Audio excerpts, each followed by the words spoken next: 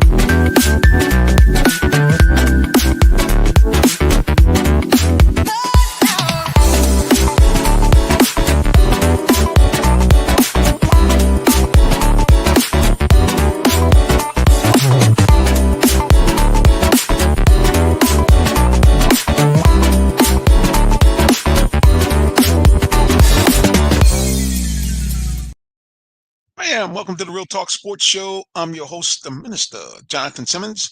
We thank God for all those of you who have decided to join us here on the Real Talk Sports Show. This is our Tuesday night show. You know how we do it. We are excited to be here broadcasting to you.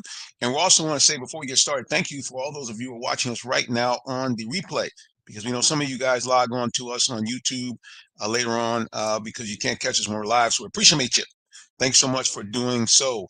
And let me go ahead and put up my information up here. Well, first of all, before I even get into that, remember, guys, if you were watching us on YouTube, please, or even on Twitch, you know, they have something a little different. It's called subscribe, and subscribe to us on Real Talk Sports 7 on any social media platform. We're right there, easy to find. Please come on and subscribe.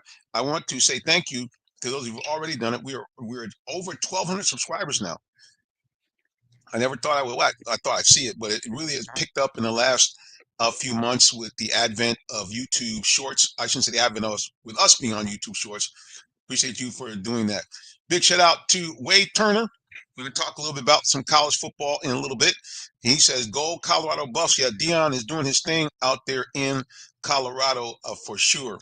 And we'll talk about that as we get into the college football playoff rankings, which I think they're going to be updating them tonight while we're on the air. So we'll go to that and check that out and see where the teams fall at this particular point.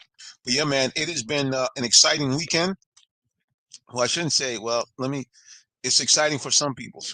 For some people, it kind of was a bust, especially if you were a Falcons fan.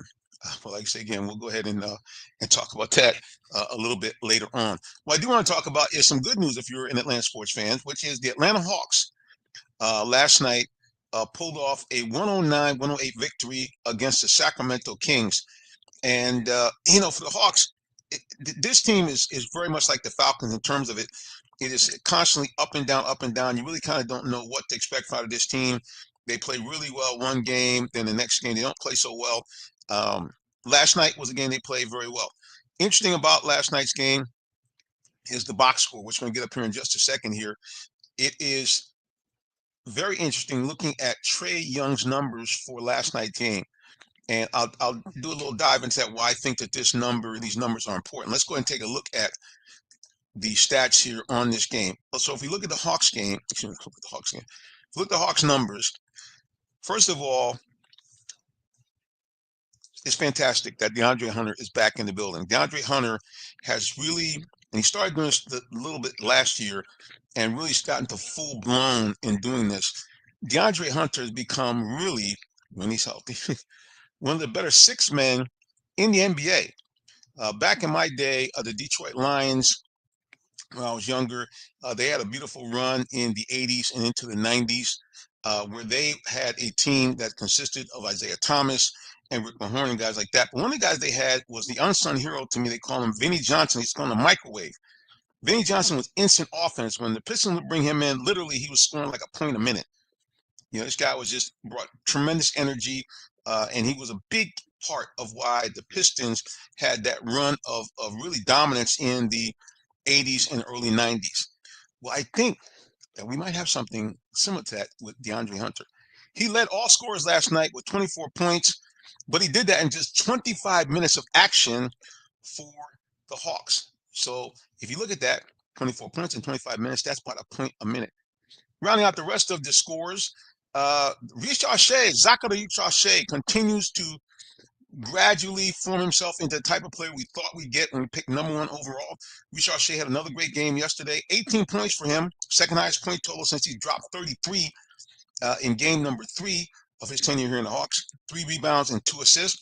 Clint Capella, a lot of guys always talk about trading him, which I can't understand that. Here's a guy that has been basically a double-double since he has been with the Hawks. The only problem is, and we saw it surface last night, is that from time to time, he's a bad free throw shooter. I shouldn't say from time to time. He is. The guy shoots maybe around 60%.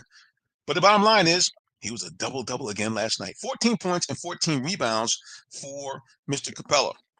Also in double digits was the really guy that has been the most pleasant surprise of this season and really a shocker. We got to say that Dyson Daniels is him. 14 points for Dyson Daniels, 8 rebounds, 4 assists, and he had a bunch of steals as well. Matter of fact, I think he had 7 steals last night, including the game winner when the Sacramento Kings were positioning themselves to get the go-ahead and possibly winning basket. It looked like something out. Larry Bird stole the ball. Literally in front of a pass, grabbed the ball, and the clock expired, and Hawks hung on to 109, 108 victory. I got to tell you, man, I mean, who knew about this guy, Dyson Daniels? I shouldn't say who knew. Clearly the Hawks, front office, they knew.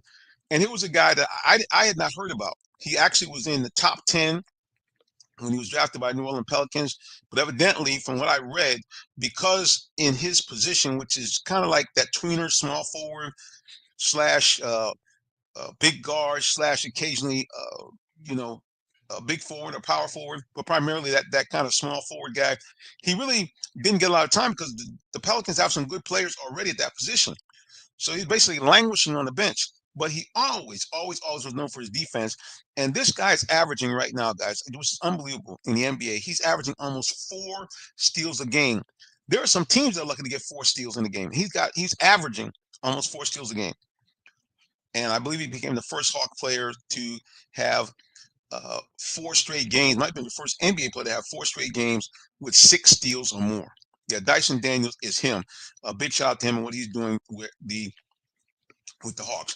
But you said, Minister, wait a minute. You said the key was Trae Young's stat line. Well, let's look at Trae Young's stat line. He played 36 minutes. He had 7 points. A lot of people go, oh, come on, man. But he had 19 assists. And to me, when I look at this team, Trae Young is going to have to take, I think, a second look at how he goes about his business on his Hawks team. I think that he really is more like a John Stockton, or I shouldn't say he is. He should make himself more like a John Stockton type guard, a guy that could lead the league in assists. That'll get you maybe about 17, I should say 15 to 20 points, somewhere in that window, average, never 20, really 15 to 18 for John Stockton. But the guy's a Hall of Famer, one of the best point guards ever in the history of the NBA. And I think that Trae Young, if he could grab this sensibility that the ball does not have to stay with him and go into his dead zone, but instead if he could use his speed and his shiftiness to do what he's done when the Hawks have these runs, push the ball up court, and then make the nifty pass for an easy bucket for one of his teammates. Because I think, seriously speaking, I think Trae Young, if he took an approach of being a pure point guard, saying my primary responsibility is to not only be a point guard in terms of sending assists to my teammates, but in terms of making sure the tempo is right. The Hawks play much better when they're an up-tempo team. No disrespect to Trae, he's a wonderful ball handler, but a lot of times the speed of the game and the Hawks' playmaking breaks down because he over dribbles. And a lot of people that are Hawks fans, a lot of people are not Hawks fans, a lot of people that watch NBA, that has been the biggest knock on Trae. He gets the ball, and it's like it goes into a black hole. He just dribbles, and oftentimes that throws the team off of their rhythm. If Trey can do what he's been doing these last couple of days and just say to himself, hey, man, look, you know what? Um, he just needs to, get the ball to his teammates. And here's the thing. He said this. He has said openly that he likes getting assists. Well, let's go to social media. Always a little pushback. Let's go to Todd on social media. He says, preaching all due respect, Trey ain't it. Hot dog. He doesn't elevate his teammates. Well, that's my point. It's not so much he's a hot dog. It's his style of play. Every player has a style of play. And Trey Young is what they call a dribble intensive guard. He likes to dribble the ball a lot, and he makes a lot of plays off the dribble, especially with misdirection. He's very shifty, and we saw. But I'm gonna say this. See if I'm saying this the right way. We saw before the league really caught up with him. They caught up with him a little bit, but really before the league really caught up with Trey, and before the league took away that pump action where you kind of jump up and create a foul on your own. Trey really was a handful because now he could take the skill set he was very good at, which is an outstanding dribbler. He's very good on that, jump fake into you when you're up in the air. And so he was making a good living. Now, once they made that change, it did strip away one of his key tools to his arsenal. But here's what makes people great or players great. You have to learn how to adjust. You have to make adjustments. And Trey has been very slow to make the adjustment to the fact that the league has adjusted to him. And that for this Hawks team, especially in this current construction, to be able to really play winning basketball consistently, Trey is going to have to definitely take a different look at the way he plays basketball at point guard position. He's going to have to shift himself, like I said again, into more of a pure point guard, a guy that says, listen, I'm going to get the ball to my teammates. I'm going to get to them quickly. I'm going to get to them in the right spot where they can do something with it.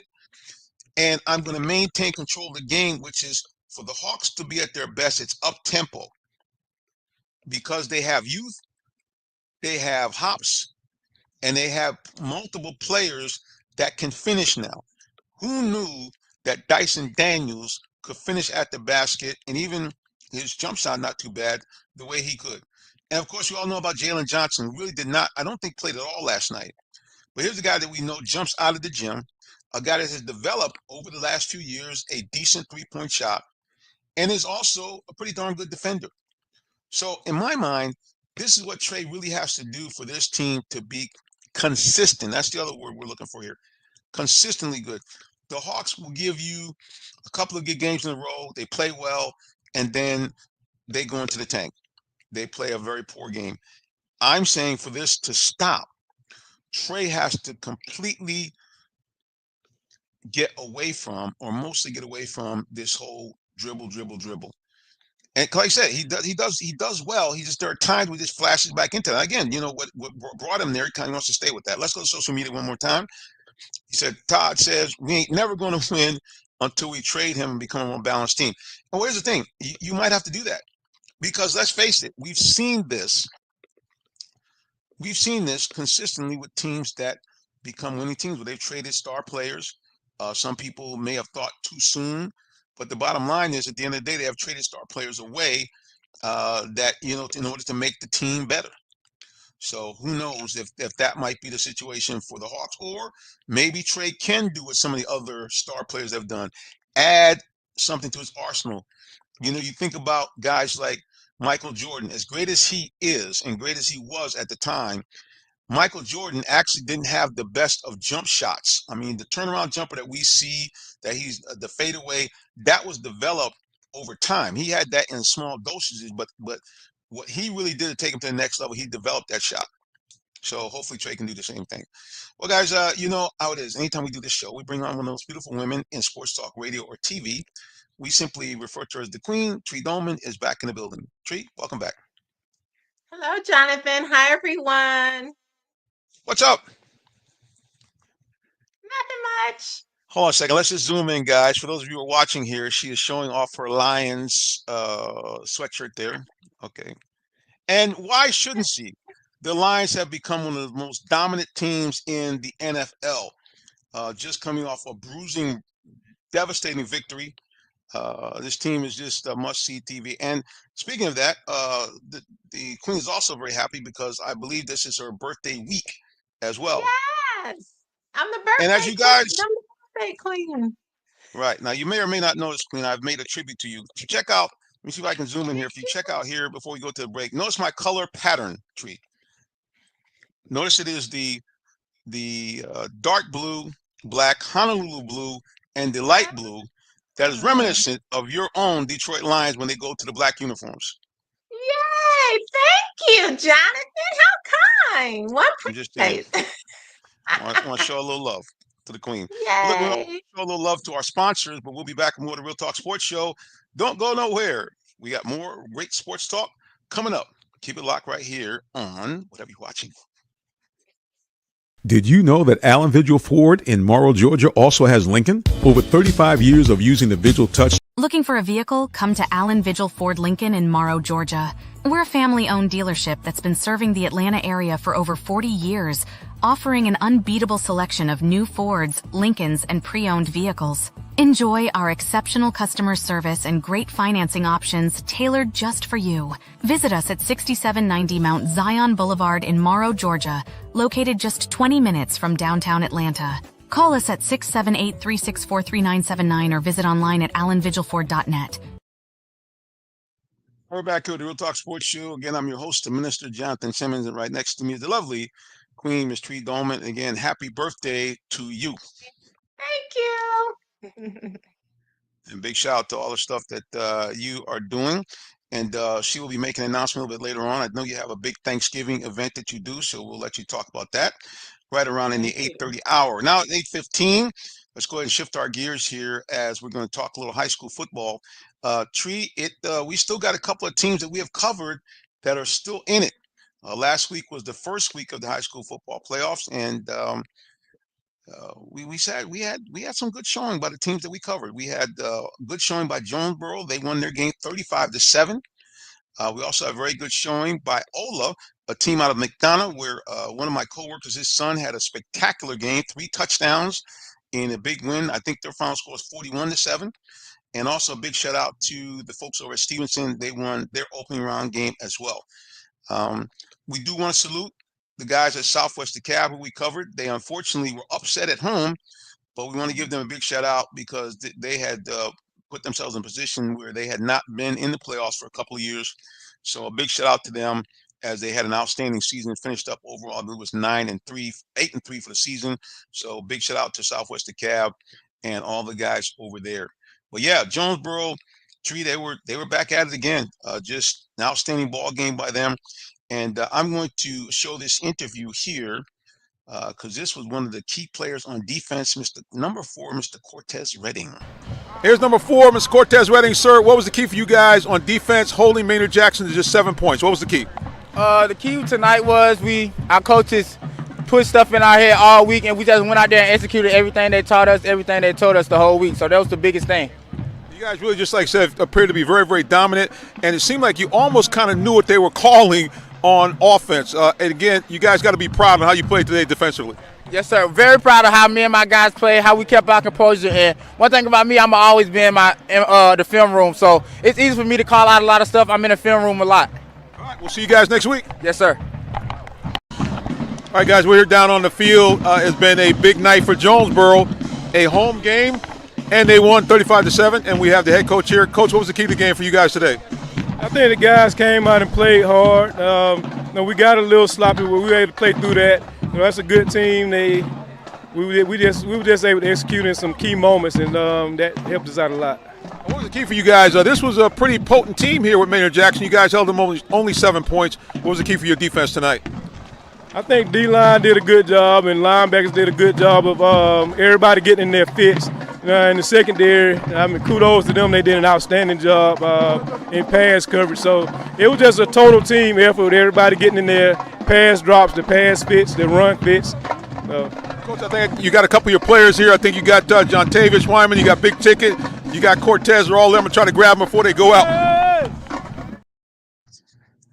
You can see, Tree, a lot of excitement as Jonesboro pulls off the big victory at home. I'm trying to see if I can get the John Tavius Wyman interview up here before we leave, because that young man was really the star of the ball game, imitating what Coach Prime has out there in Travis Hunter. He's a two-way player tree, and he excelled. Had 2 touchdowns on offense, pass deflection on defense, and a tackle for loss. And he was just electric for Jonesboro. So hopefully we'll be able to get that booted up and done before we get off the air. But yeah, kudos to Jonesboro. They got to go up the road. I think they're up near your neck of the woods now. They have to play. What is it there? It's I can't think of the name of the Blessed Trinity. I think it is the high school they have Oh, to okay. play. Yep, and they're going to have their hands cut out for them because they traditionally have a very good ball team. But like I said again, kudos to Jonesboro and the fact that they were able to pull it off. And also, there was some breaking news as well. As you know, the band has been invited to go over to London by the Oh, city of nice. London as part of the New Year's Eve celebration that they have there. And they announced at the game, I forget what the name of the business was, but right at the halftime, a business came out and presented them with a $5,000 check to help Oh, offset their expenses. So big that's shout so out to, nice. yeah, it was really fantastic because again, you know, you're thinking about the band has about, I gotta say, over 200 members, you know, including your dancers and cheerleaders and so forth. So that's going to be a pretty hefty expense to send those people over to London. So big shout out to them for contributing and doing that. Like I say again, it's just great when the local community, you know, can chip in and help, you know, the young people kind of do this because, like I said, it's a once in a lifetime experience. So Yes. I'm very excited for them and very excited to see what they're doing. I also want to give a shout out to Ola.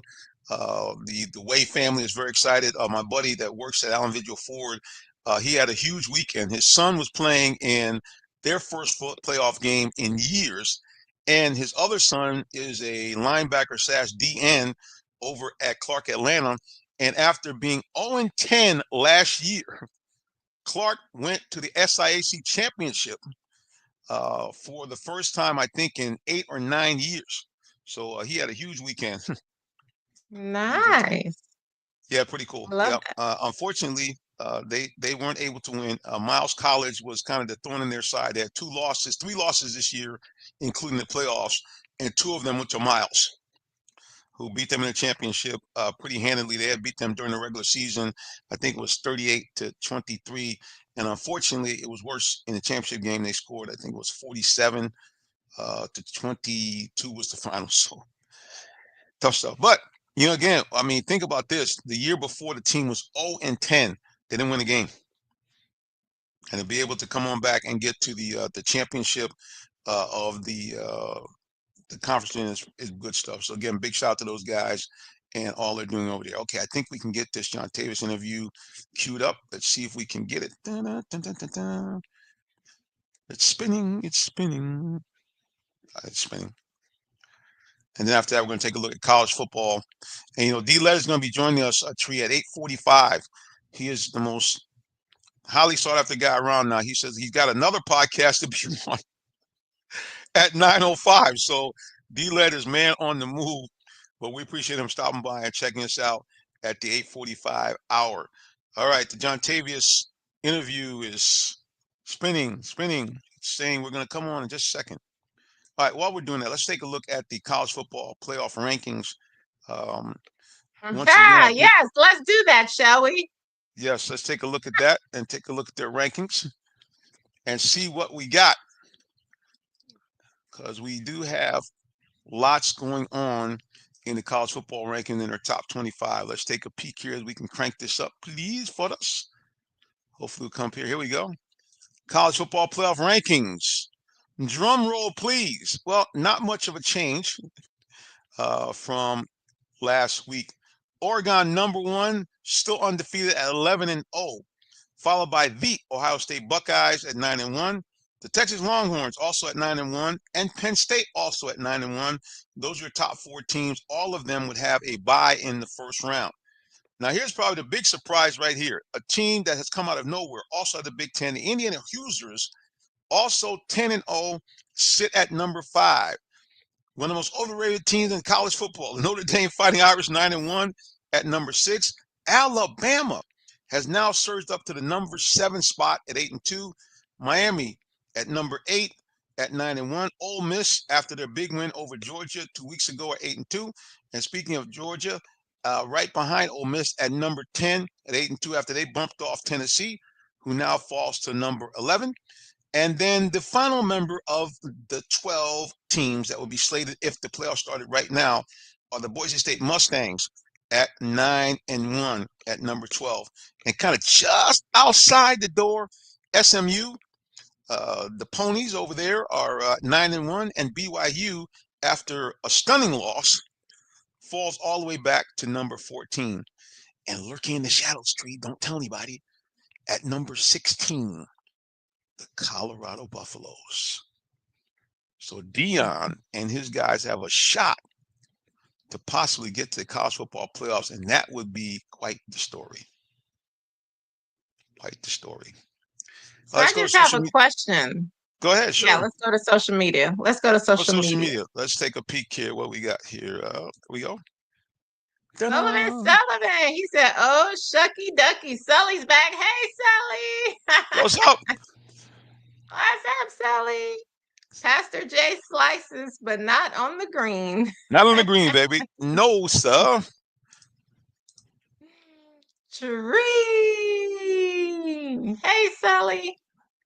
Yeah, Sully's definitely our guy. One of our best contributors on social media. Sully, we appreciate you, man, for week after week hanging in there with us and coming on and great comments. And of course, Sully, you have to post up one more time because I didn't get a chance to post it up last week. What location you are and what's the new franchise you're working with. So please post that in there so we can announce it, and maybe one day Tree and I can come up and visit you at your new locale, sir. Yes, indeed. All right, Tree, question. No, I don't have a question. I have a statement. She said a statement. Excuse me. So Let's get the close up. Everybody talks about the SEC. That's all I need to say.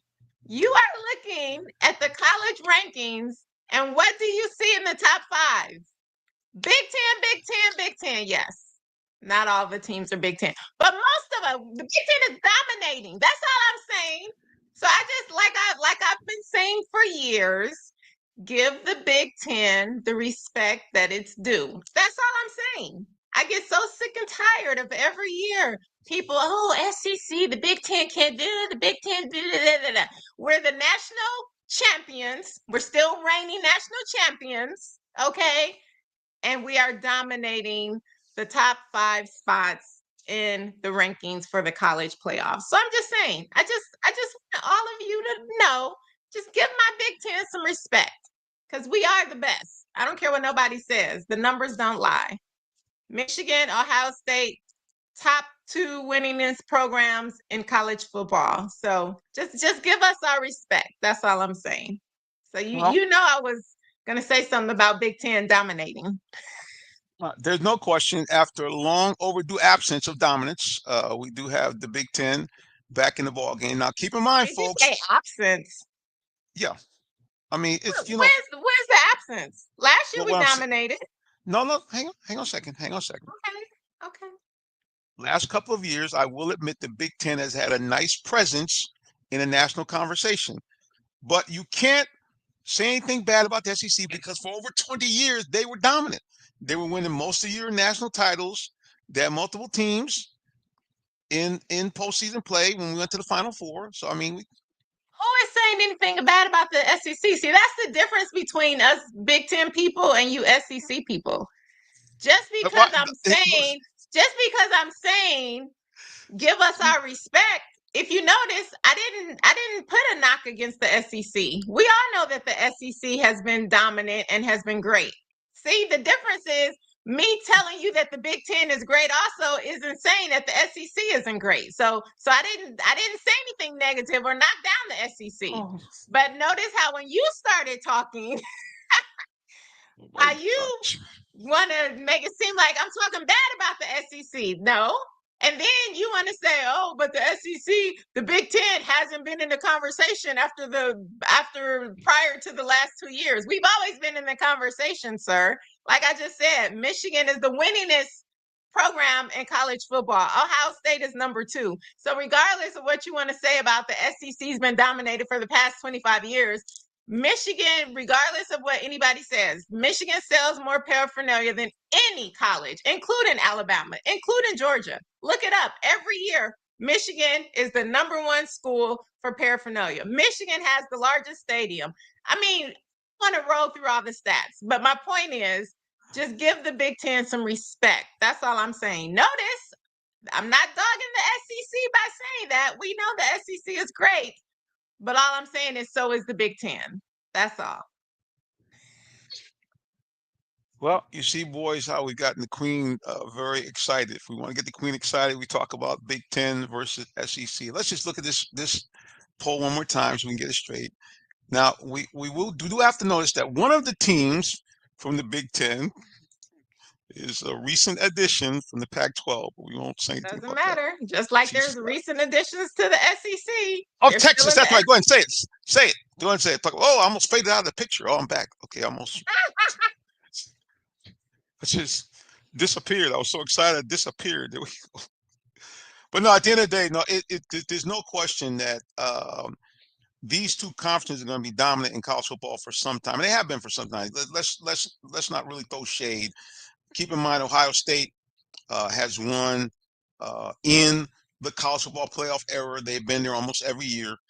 So we can't say anything about them bad. Had not it been for a shanked field goal, they might have won the national title when Georgia won their first one.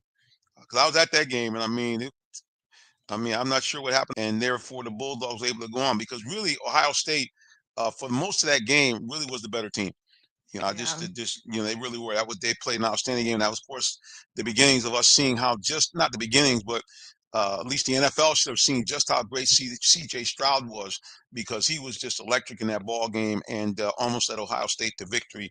Like you say, had not their field goal kicker kind of went wide right. So, yeah, we gotta show the Big Ten some love. We exaggerate here, and a lot of people have grafted me on into the FCC because originally I was really more of a pro football fan until I came in. They said, "Oh man, you gotta get involved in SEC football." But at the end of the day, it's the Big Ten is ruling the roost right now because, as she mentioned, most of your top 5 teams, let's read them again, from the Big Ten: Oregon from the Big Ten, Ohio State from the Big Ten, Penn State from the Big Ten, and Indiana. So that means 4 of your top 5 teams are from the Big Ten, not the SEC. Yes. There you have For it. the second week in a row. There it is. All right, before we go to a break, let's look at this very, very quickly here. Actually, I'll wait till I come back from the break so you guys will find out what's happening with our man Sully and where you can go get some great food and great service. Well, that's the biggest thing, great service from Sully. All right, keep it locked right here. And we're still celebrating my birthday. See, now, Sully, you're going to have to give her a free meal. I'm just saying, don't you guys have that anyway? All right, we'll look into that when we come back. All right, we'll be back with more. Hey, sports fans, tune in for live high school football Friday, 7:30 p.m. on RealTalkSports.net. Check out your favorite Metro Atlanta teams as they do battle on the gridiron. It's your high school game of the week, live streaming free Friday nights on RealTalkSports.net. For more sports coverage and great sports talk, catch the Real Talk Sports Show Tuesdays, 8 p.m. on YouTube, Facebook, Twitter, or Twitch. Brought to you by Allen Vigil Ford in Morrow, a business giving back to their community. Give them a call at 678-364-3979 or check them out online at AllenVigilFord.net. This is Patrick Willis, and this is Real Talk Sports. Coming up next, it's the Real Talk Sports Show, bringing you great sports talk with perspective. Now, here's our host, Jonathan Simmons. All right, we're back here with the Real Talk Sports Show. That's right. I am your host, Minister Jonathan Simmons. Thank you for joining us. As you can see, as she shows you her lovely hair, the Queen, Tree Dolman, is with us as well, and very excited as she should be. Because, like I said, again, the Big Ten playing very dominant football in the college football rankings.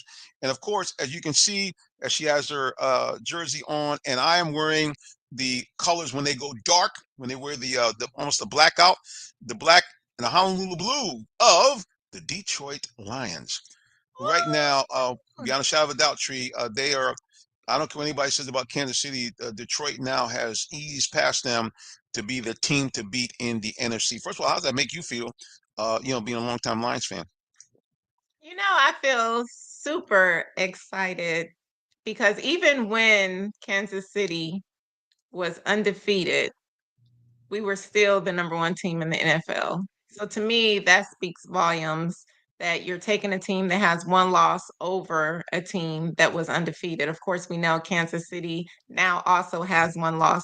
But for me, you guys have been following me on Real Talk Sports. So you know that for the past few years, I've been saying it's coming, it's coming. And last year, I predicted for us to go to the Super Bowl. We were one game away.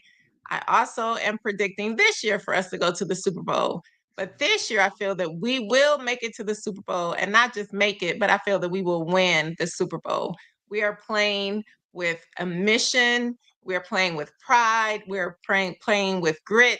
And I think that we will definitely accomplish our goals. So for me, being a fan of the Detroit Lions since I was a little baby, I am super elated. And listen, every game, it's not just that we're winning, we're dominating. And no, we didn't dominate the last game, the game prior to the last game, but majority of the games we're dominating. And that speaks volumes. And not allowing teams to score. Jacksonville Jaguars did not score the second half at all. And they didn't score any touchdown. They scored any touchdowns. They scored 2 field goals. So, and we all know defense wins championships. So what I'm seeing on the field, super excited. One pride, go Lions. You should be. They're playing outstanding football. We're going to do this. We're going to go to the power rankings, but Sully's going to give us an update on where we can find him. He's at Yay. probably one of the most well-known pizza chains in the world, Little Caesars. Pizza, Little pizza. Caesars. I love Little Caesars. Hey, for those that don't know, Little Caesars started in Detroit. Hello. So I was so happy when they brought them down here. All right, so he's at 3780 Old Norcross Road in Duluth. We're gonna have to stop by and see you, Sully. Good stuff there, and there he is wishing you once again a happy birthday. Ah, thank you, Sully. Oh man, Sullivan. Let's go take a look at the NFL power rankings here as they stand right now. As we mentioned, it is the Detroit Lions ranked number 1 at 9-1, and like I said again, they just have been dominant. And last week was just a complete shellacking as they beat the Jacksonville Jaguars by 46 points. Now, Trey, I'm gonna give you some stats here. Okay, it says the Lions point differential is plus 159, and that's their best mark, personal best mark for the Lions. Now, this is unbelievable. That is the biggest spread of Lions wins over teams as far as point spread since 1934. 34. Yep. Okay. They're also plus 99 in 5 home games, which means that they're averaging 20 points per victory over each team that comes in to Detroit. So it is just incredible what this team is doing. Like I said, 9-1. They're clearly the number 1 seed in the NFC, by no doubt. And even like you said again, in the NFL. In the NFL, right? They've been holding opponents to just 17 points a game. Yes. That's it.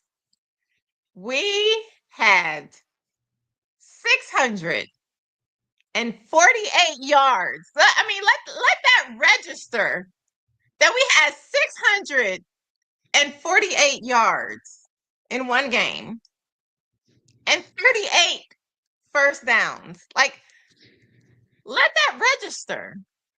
Like, this is the NFL.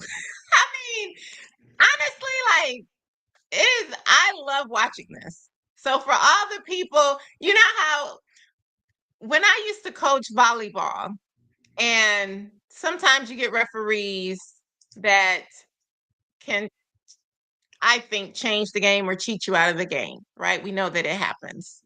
And I would just always tell my players, don't get mad. Next time, don't make it close, right? Because if you don't make the game close, the referees can't cheat you. They can only cheat you if it's really close. But if you're dominating, the referees won't have a say in it. And we know that last year, so many people, we are Lion fans, we were so upset when Dallas cheated us, when Decker reported, and we scored the touchdown and won, and they took it back and said he didn't report, even though we're all watching on the replay. So I feel that the Detroit Lions also have that, where it's like, you know what? We're not even going to make it close, because I know that game hurt them when you play that hard and then you get cheated. And it's a fact that you won because everybody's watching, and then again it's all recorded and you see the replays. So I'm very excited with the numbers and the fact that really a lot of these games, they're not even making it close. That's what I love to see. They are truly dominating in the NFL, looking like they're playing college teams in the NFL. And that's what I'm excited about. But as I keep saying, I'm not getting too excited because we still have a lot of football left. And we have to continue to play well. We have to continue to keep our momentum going, even though I think it's going to just continue to get better. But I'm very excited. But as Todd would tell me, Tree, stay humble. I'm staying humble. Speaking of Todd, where are you? See, I'm sure he's going to jump in and say something soon. While waiting for him, we're going to finish up the rankings here. Like we mentioned, the Detroit Lions, #1 ranked team in the NFL as far as power rankings. No weaknesses on this team at all. Defensively strong, offensively we saw racked up almost 700 yards in total offense. Yeah, they just look like a complete team. Buffalo Bills, after them knocking off finally their arch nemesis, the Kansas City Chiefs, move up to #2 overall, 9-2. At #3, the Kansas City Chiefs, the team that was the #2 seed, falling back now after the Bills beat them. Eagles, a team that looked dead in the water early in the season, well, they got the wake-up call. Philadelphia has ripped off 6 of their last 7 games have been wins. They're now 8-2. And they're ranked #4 overall. Tree likes this too. She's got not one but 2 teams in the top 5. Minnesota Vikings also at 8-2, ranked #5 overall. Followed by, now this team is a shocker.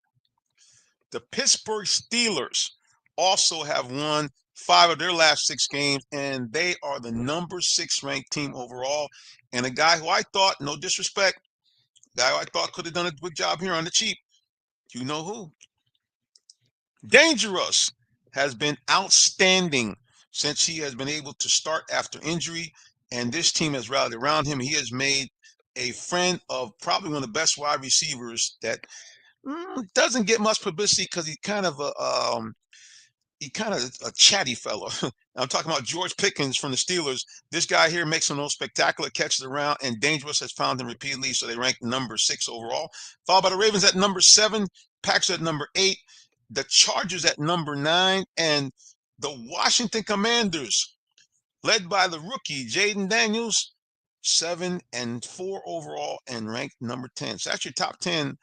There are 3 of those teams outside your Lions. Who do you like as far as a team that could be a contender for Super Bowl? Okay, well, besides those two. But okay, so I don't pick my Vikings to go to the Super Bowl because clearly they're not gonna. Only one can go. Beat out my Detroit Lions. So right. Hello. Only one can go. Yeah. I think that I'm going to keep my pick as being the Kansas City Chiefs and the Detroit Lions playing in the Super Bowl. Okay. Any other teams you like? What about you? Horse? Oh, well, for me, you gotta like the Chiefs. I still like the Ravens. I don't know. I still like the Ravens. I think that, even though they've not been playing the best the last couple of weeks, obviously got beaten by the Steelers. I still think that Lamar Jackson he wants that Super Bowl very badly. I really do. I mean, the guy's been MVP twice. Speaking of robbed, we all know they probably got robbed last year against Kansas City. So I think they really want to get this. That would be my not dark horse, but that would be my other team as far as a team to get back to the Super Bowl, at least be a Super Bowl contender.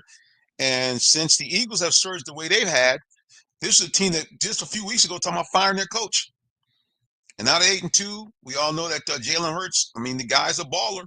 So I would look for those 2 teams as kind of my teams to threaten, to get into the Super Bowl.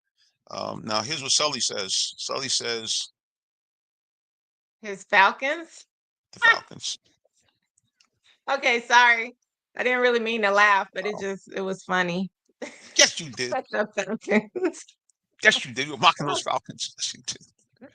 I like too, but yeah, negative to go to the Super Bowl. Yeah, the Falcons. Come on. But you know, Yeah, I love it because like I ride for my Lions. That's how Sully is with his Falcons. right. Him, the Falcon, the Bulldog, anything from Georgia, Sully is on Yeah. point. So I give him credit. Yeah, he's hung in there because before I think he popped up a comment talking about the Bulldogs, doing their thing. But yeah, I mean, at the end of the day, it's like this. And D-Led has agreed to join us, so we'll have him on in just hopefully a few more minutes as right after the break. But yeah, Don't forget, I have an Eagles. announcement. Oh, that's right. That's right about that. Right, before we go to a break, let us get an update from our community outreach. And this week is the one and only Tree Dolman. Talk to us, Tree. Hello. All right. Thank you so much, Jonathan. So, as you all know, every year I do an annual turkey and trimmings giveaway where I give away a large box that has a frozen turkey, all of the trimmings for Thanksgiving dinner. We give macaroni and cheese, yams, green beans, greens, corn, stuffing, cake, cranberry sauce, carnation. It's just full of a meal to feed 6 to 8 people, a minimum of 6 to 8 people, because it really feeds more people than that. And so we are doing that this weekend, and we are still looking for donations. As you all know, the price of food has definitely gone up. And we also give drawstring bags full of goodies to the youth that come. So if you would like to help feed a family in need for Thanksgiving and you feel it in your heart to donate, then please go to makingabetterme.org, click on the donate button, and then you can make a donation. It is a tax deductible donation. Making a Better Me is a 501c3. After you make your donation, you can print off immediately. You get a PDF receipt for your tax deductible to put for your tax purposes, and it's your tax deductible receipt with our 501c3 and tax ID number and all of that. So again, if you feel it in your heart and you would like to donate to families in need for Thanksgiving, please go to makingabetterme.org and make a donation. We're greatly appreciated. This is my favorite thing. You all know that I'm constantly giving back. I'm blessed to be a blessing to others. And this is definitely my favorite thing that we do every year, because the looks on the families' faces just to be able to feed their families for Thanksgiving and have that special time is priceless. So again, please help and donate makingabetterme.org. Thank you, And Jonathan. make And making a Jonathan's going better to come out. meat.org. This is his first year where he gets to come out. So I'm excited. And I'm actually off that Saturday, so we're gonna come out there and be with Tree and meet some of you people. So it'll be a great time. But please, please, please come out. All right, guys, we're gonna take a break and we'll be back with more of the Real Talk Sports Show. Don't go nowhere, please. Thank you. Welcome to the Real Talk Sports Show. I'm Aria, the first AI presenter for Real Talk Sports. We want to get your feedback about my participations in the show, so please leave comments.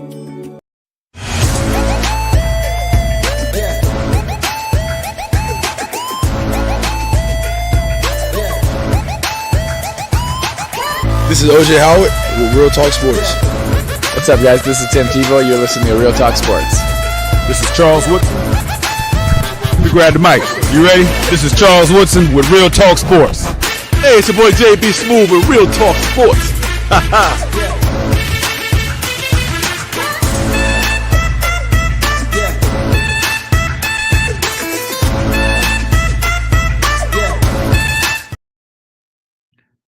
All right, guys, we're back here with the Real Talk Sports Show. I'm your host, Mr. Jonathan Simmons, and right next to me is always lovely, the Queen, Tree Dolman, and she's very excited as she celebrates her birthday and the ascent of her Detroit Lions. Well, we have something going on just the opposite in Atlanta. It has been a descent of the Atlanta Falcons, but you know how we do when we like to cover the Falcons. We want to bring on a man that knows more about the Falcons than anybody else we know. He is the embedded beat writer for the AJC for the Falcons. He's also an award-winning sports writer and in the Hall of Fame. And last but not least, he is Esquire par excellence, the one and only D. Orlando Ledbetter is back in the building. D-Led, welcome back, sir. Hey, thank you, Reverend, for having me back on Real Talk Sports. It's always great to see the lovely Miss Tree. So glad to be here today. It's her birthday week this week, too. Oh yeah, happy birthday, Miss Tree. I know you. Wish you the best and all the good health and all the good things that you all want on your birthday. There, I know you going. I know you're going to have a good time. Thank you so much. Well, D-Led, you're looking very purpley tonight, sir. Very shiny and nice there. You got everything rocking and rolling. So, you know, let's get to it, sir. Did we make a mistake? Did we have the Falcons fooled us? Did they fool me? I mean, what has happened to this team, especially the last two games? Yeah, New Orleans, it's hard to read that one because it's a rivalry, and you throw everything out the window. But to go out to Denver and basically not play, don't show up. That was new. That was something we hadn't seen from this team, and it's a little bit cause for concern here heading into the bye week when you got two games coming up against the Chargers and the Vikings, who both have 7 and 8 wins respectively. Yeah, no doubt. What do you think was one of the biggest problems for the team? It looked like after that, I guess they came out, played fairly well defensively, had a 3rd and 9, and Nichols got it. And it seemed like after that, it was just, the end of the ball game after that. I don't know what happened. Yeah, no, they were still in it to right before the second half. But the offense came down. They scored. They put together. Denver put together a drive. The Falcons went back down to the 1. But we've been talking about the penalties, making slowing you down all year long. Early in the season, I was like, hey, this is too many penalties, and they're procedural things. Stuff that pro football players shouldn't be doing week 11 into the season. And I'm talking about Drake London lining up offsides on a play that he got down to the 1. You got to be disciplined. A holding penalty or Matthew Bergeron if you get to the 1. You can't do that, So that set them back. But then they're still in the game. They're playing. It's 14-6 and 2:48 before the half. You got to put your foot down on defense, and they didn't do it. They scored, went up 21-6, and come out. You're still okay if you come out and score right away to start the third quarter, but you do a 3 and out. So, at that point, they kind of just checked out and decided to come on back home and get to the bye week. 3 questions for D-Led. Sorry, you caught me off guard with that one. That was me good, too. D-Led. He said decided to check out and head for the bye. So my question for you is, when from the play that we saw, do you think that is correlated directly with the intensity that you see in practice with the guys? Do you think that they can be more intense in practice, and you think that will lead up to game times? What do you think about the intensity level? I think it's low, Miss Tree, and if the folks know this now, the last 2 losses they held what they call walkthrough Wednesdays, where they didn't put on the equipment even. They just went out there and walked through their stuff. So he must have knew the team was hurt or beat up or whatever. But the results, by being fresher, you expect your guys to play a little harder with a little bit more intensity. Okay, they didn't do that. So in my mind, they didn't earn the right to any more walkthrough Wednesdays here down the stretch. So I don't know how many padded practices they've had, but if they haven't used them all up, according to the CBA, they need to use them, because that's what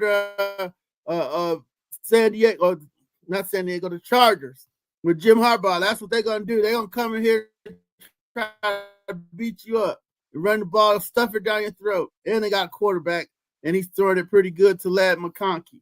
So, the Vikings, same thing. Brian Flores doesn't want Kirk Cousins to come in there and show up the Vikings. That's going to be a tough 2 games. So, you're looking at, 6 and 7 here, if you don't come out of this bye right and correct with the right intensity, like you said, Ms. Tree, and I would start that right in practice. Thank you. Yeah, it does seem pretty incredible, D-Led, that this team would have back-to-back games where quote unquote intensity or being flat is an issue. You went from being a team that's 6-3, and it was basically a win away from pretty much putting a clamp down on anybody catching you in the division.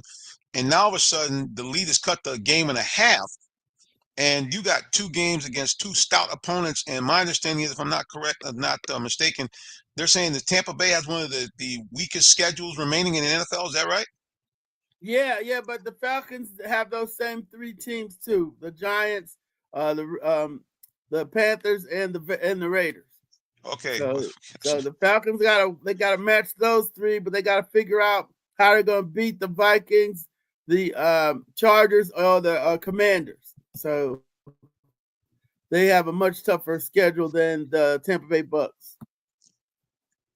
Yeah, it's certainly interesting, and I don't know what to think. Well, I guess there was one piece of good news. Did I understand, D-Led, that the guy that they brought in to be the sack master got a sack?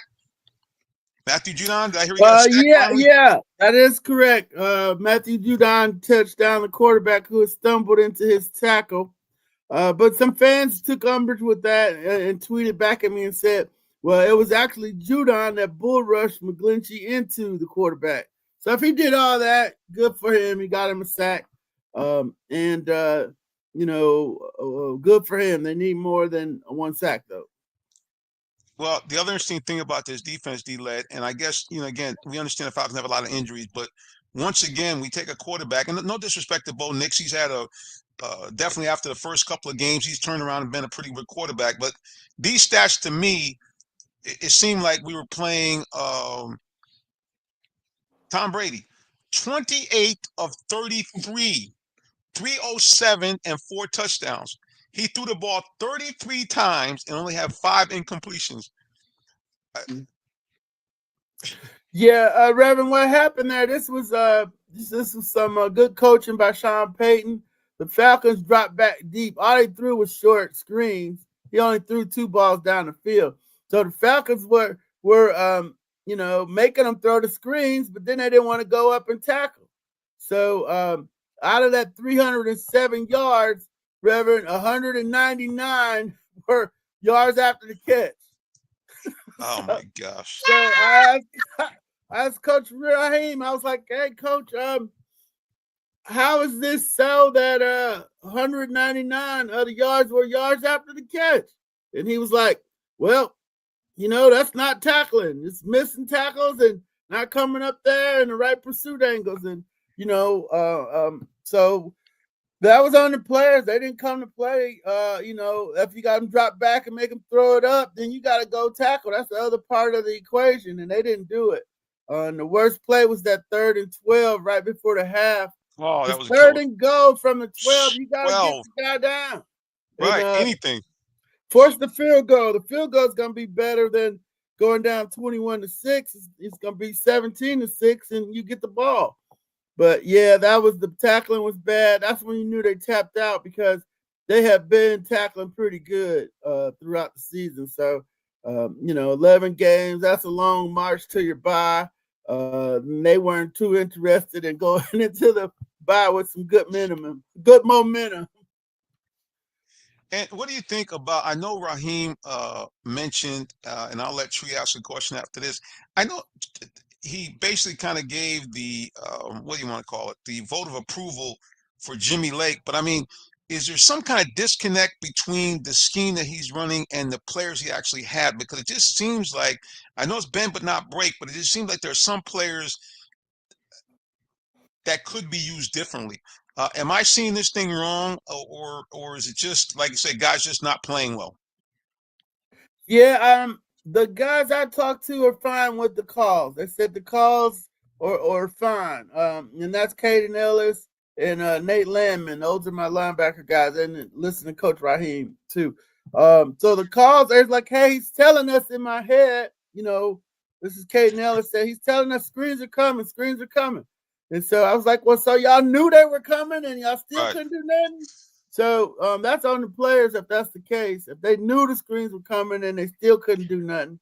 Caden said, well, Sean Payton hides his screens. He's got a lot of them and there are no tip-offs. So I'm like, still at some point you gotta play football. So whether you don't, if you don't get the tip right, but once you see the play, your instincts got to take over. You got to hustle over there and get that screen down. The lineman tip it off. If you see the lineman pulling out, that's a screen. So, but that's where they're at. They're okay with the calls, and it's the execution of them. I do believe. I don't know if this is Nielsen ran a 4.3. Clearly, Zach Harrison was doing a lot better in the 4.3 than he is at the 3.4. Grady and David Oyamana, they haven't been showing up either. So maybe they're better for the better 4.3 guys too. So, but everything will be on the table moving forward. If they get Troy Anderson back, maybe they can play some more 4.3 and mix it up. But he, at this point, he stays hurt too much. It's just the way it is. Yeah, I think speaking of that, I think he's a bad fit inside linebacker. I just think he's too small, and to take that kind of punishment that you do at the inside linebacker position. I'm thinking the guy got 4.4 speed. I'm putting him on the outside. I'm running delayed blitzes, man. I'm trying to utilize his skill sets, but of course I'm not the coach. So I don't know for delay as we wrap it up. Yeah, he would be an old school 4.3 strong side backer who could stop the run and cover the tight end. So yeah. But yeah, does Miss Tree have one more question? Got a hard deadline tonight. You gotta go. Oh, well, I do. So, I have to talk about my Lions real quick. I want to know your take on my Lions. I'm having a really great season with them, and I'm also excited that the Vikings are doing very well too. But I want to hear your take on what you've seen from my Detroit Lions recently. Yeah, I really just like the toughness and the physical play they bring. Jacksonville didn't want any parts of that game, so they went on and just punched them in the mouth and just dropped 52 on them. And Kirby Joseph after the game was like, "Hey, look, if y'all don't want to play, just don't show up because we come to play and we're gonna hit you in the mouth and we're gonna do it for 4 quarters." And so I like that. Just hope they stay healthy down the stretch and don't fizzle like some of the old physical teams used to do. But they just can't get like hurt and dinged up like San Francisco is. But that really showed a lot when they won the game when the quarterback threw 5 interceptions. That's a tough team right there to do all that. That's right. Mm-hmm. All right, D, let I know you got to go. How can people find out more about you? We got it on the screen right there. Go ahead real quick. Yeah, you can find us ajc.com was our website where the newspaper's at digitally, and you can have it delivered for the people that still like it that way. On the internet at the Orlando AJC and at the Orlando Led on Instagram. You all take care and have a great evening. D-Led, appreciate you, man. Be blessed. Yay, go D-Led. It's our man, D. Orlando Ledbetter. He's got to go actually to another podcast. We appreciate him. And we're going to wrap it up as well, guys. We appreciate all those of you who have tuned in tonight. We thank you, thank you, thank you. So now, Ms. Tree Dolman, the floor is yours. Hello, everyone. Remember that we are doing our 4th annual Turkey and Trimmings giveaway this weekend. If you would like to make a donation, a tax deductible donation, you can donate to makingabetterme.org and you will get your tax deductible receipt. It will feed families for Thanksgiving so that they can have family dinner together, and would appreciate any donations that we can get. And you can find me on social media at Purple Diva 13 as well as Ms. America International. Thank you for the birthday wishes. The Queen has spoken. Fixed it. Hey. All right, guys, I'm the minister. I'm going to wrap it up right here for you guys. I like to, before I go and leave any of my broadcasts, I always want to remind you, if you don't have a relationship with God through his son, Jesus Christ, I'm going to tell you, please, man, please, sir, you must get to know him today. Why? Nobody loves you like Jesus. He's the one that died for your sins. And if you repent of your sins and believe in him, 2 great things will happen for you. Number 1, you become a citizen of the kingdom of heaven. And number 2, you become an adoptive child of God with all the rights therein. That means you now can go to God like a heavenly parent, asking for anything that you need or desire, and according to his will, he'll give it to you.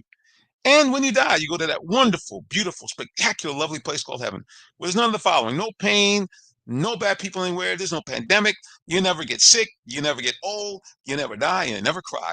And good news, you now get a chance to see up close and personal, face to face, Jesus Christ himself, that one who died for you and God and all the people of love.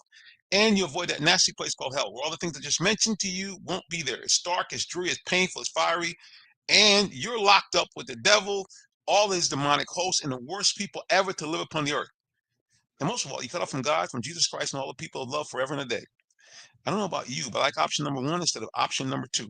All right, guys, until the next time we get back together again, you know how we do it. We simply say God bless you and have a wonderful rest of the day or evening, whichever may apply. So long and take care.